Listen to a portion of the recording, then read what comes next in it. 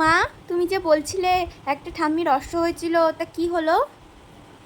ঠামিটা উড়ে বাবে সে কি কাণ্ড! সেই পায়খানা করতে গিয়ে বেচারি অস্ত্র হয়েছে তো, ছটছট করে রক্ত পড়ছে। তাই আমাকে বলছে যে তোমার জানা আছে কোথায় মা, একটা কবজ এনে দিও না। তা আমি বললাম যে আচ্ছা মাসিমা, আপনাকে আমি কবজ এনে দেবো। তা আমার বাপের বাড়িতে তো পাওয়া যায় না, আমার মামার বাড়িতে পাওয়া যায়। তোমার মামার বাড়ি কোথায় মা? আমার মামার বাড়ি ওই তো খ্যাঁসো গ্রাম। আমি ওইভাবে শুনবো না, তুমি দু লাইন বাদিয়ে আমাকে বলো। ও, তোমার প্রত্যেকদিন বাদিয়ে বলতে হবে বলো? তাহলে শুনো। হ্যাঁ। ঠিক আছে, তাহলে বলছি। আমার বাড়ি পারুলিয়া, থানা করগ্রাম। আমার মায়ের বাপের বাড়ি খ্যাঁসর গ্রাম, ভাই রে খ্যাঁসর গ্রাম। কি? হ্যাঁ, খুব সুন্দর হয়েছে।